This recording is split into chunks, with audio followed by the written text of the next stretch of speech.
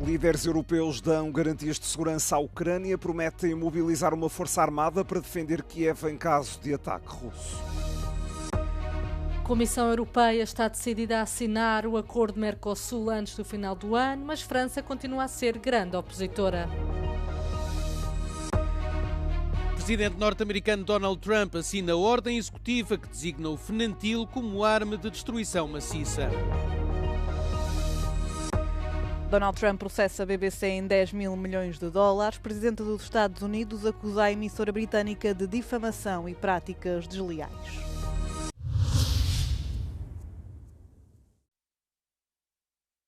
Após 2 dias de conversações em Berlim, os líderes europeus acordaram dar amplas garantias de segurança à Ucrânia. Comprometem-se a sair em defesa de Kiev perante um possível ataque militar da Rússia. Nesse cenário, ficou prevista a intervenção de uma força armada comandada pela Europa e que seria apoiada pelos Estados Unidos. Das ist eine wirklich weitreichende, substanzielle Vereinbarung, die wir bisher nicht hatten, dass nämlich sowohl die Europäer als auch die Amerikaner gemeinsam bereit sind. Und Präsident Zelensky hat Bezug genommen auf Artikel 5 des NATO-Vertrages, ähnliche Sicherheitsgarantien für die Ukraine zu geben. Das ist aus meiner Sicht ein wirklich großer Fortschritt. Und die amerikanische Seite hat sich hier, wie gesagt, auch politisch und in der Perspektive rechtlich gebunden, dies zu tun.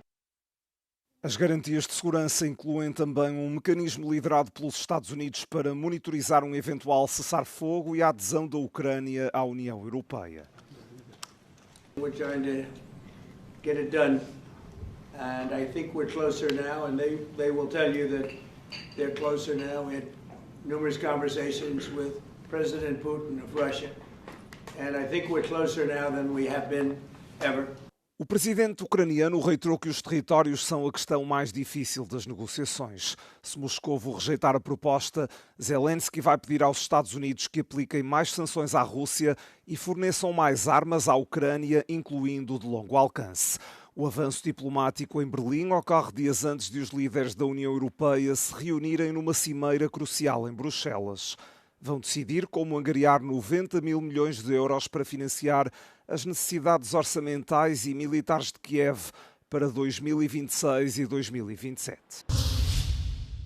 Várias pessoas ficaram feridas na cidade ucraniana de Zaporizhia na terça-feira, depois de um ataque com drones russo ter atingido um edifício residencial de 9 andares. Segundo os serviços de emergência ucranianos, 5 pessoas foram resgatadas dos andares superiores do edifício, 3 ficaram feridas. O ataque provocou também cortes temporários de eletricidade em toda a região e danificou um estabelecimento comercial. A Força Aérea da Ucrânia afirmou que a Rússia lançou 69 drones contra o país durante a noite, 57 dos quais foram abatidos pelas defesas aéreas ucranianas.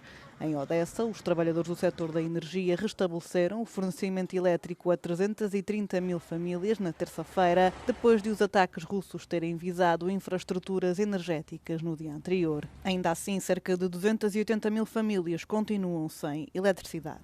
Os ataques aconteceram depois de o presidente ucraniano se ter reunido em Berlim com líderes europeus e negociadores norte-americanos para conversações de paz.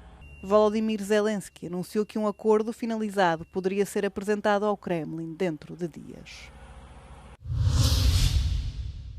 A Ucrânia diz ter atingido um submarino russo da classe Kilo equipado com drones no porto de Novorossiysk, no Mar Negro.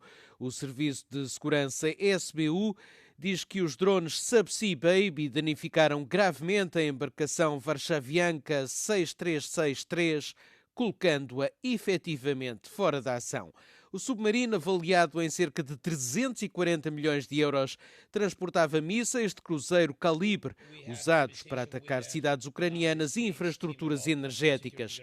Kiev afirma que esta foi a primeira vez que drones que operam debaixo d'água conseguiram atingir com sucesso um submarino desta classe. Com esta campanha, a Ucrânia está a empurrar os navios russos para fora da Baía de Sebastopol.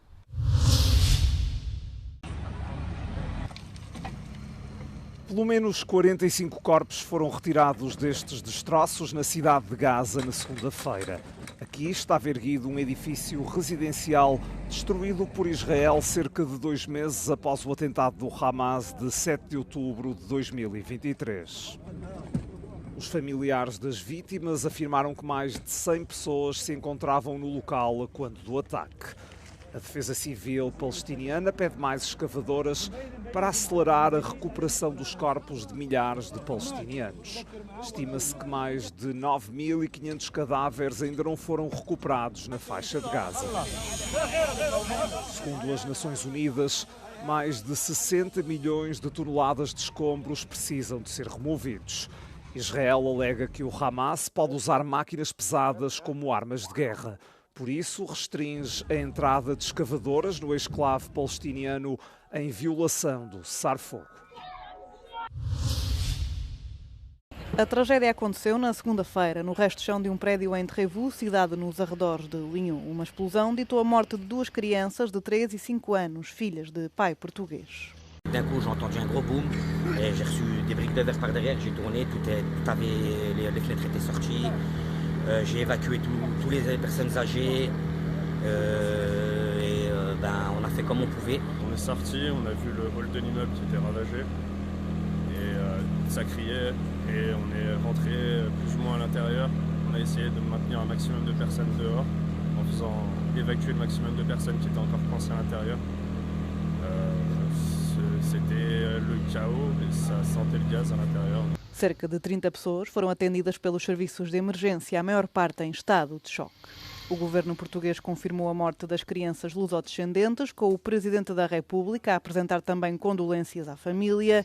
Segundo as autoridades locais, a explosão poderá ter sido causada por uma fuga de gás, mas foi iniciada uma investigação. O presidente norte-americano Donald Trump assinou uma ordem executiva na qual designa o fenantil, um opioide muito usado nos Estados Unidos, como arma de destruição em massa. O termo refere-se tipicamente a ameaças nucleares, biológicas, químicas ou cinéticas capazes de infligir danos generalizados. If this were a war, that would be one of the worst wars. I believe they killed over the last 5 or 6 years. Per year, 200 to 300,000 people. These are a direct military threat to the United States of America. They're trying to drug out our country. A decisão surge no momento em que as Forças Armadas norte-americanas afirmam ter atacado na segunda-feira 3 barcos acusados de tráfico de droga no Oceano Pacífico, matando 8 pessoas. De acordo com os militares, os ataques visavam organizações terroristas designadas. Trump justifica os ataques dizendo que era necessário conter o fluxo de drogas para os Estados Unidos. Por causa desta campanha, Trump está sob pressão cada vez maior dos congressistas. Donald Trump intentou uma ação judicial contra a BBC no valor de 10 mil milhões de dólares. O presidente dos Estados Unidos acusa a emissora britânica de difamação, bem como de práticas comerciais enganosas e desleais. O processo surge depois do, no mês passado, Trump ter enviado uma carta na qual ameaçava processar um trabalho jornalístico de um dos principais programas informativos da estação, o Panorama. Numa das reportagens, o discurso do presidente norte-americano, a 6 de janeiro de 2021, é cortado e editado, juntando 2 declarações que foram ditas em alturas distintas. They had me saying things that I never said coming out. I guess they used AI or something. So we'll be bringing that lawsuit. A lot of people are asking, when are you bringing that lawsuit? Even the media can't believe that one. They actually put terrible words in my mouth having to do with January 6th that I didn't say. And the beautiful words that I said. Right? The beautiful words. Talking about patriotism and all of the good things that I said, they didn't say that, but they put terrible words. A ação judicial também acusa a edição do episódio, que foi para o ar dias antes das eleições presidenciais de 2024, de interferência eleitoral. No mês passado, a BBC pediu desculpas a Trump pela edição do discurso, mas rejeitou as alegações de difamação. O presidente da estação fala num erro de julgamento.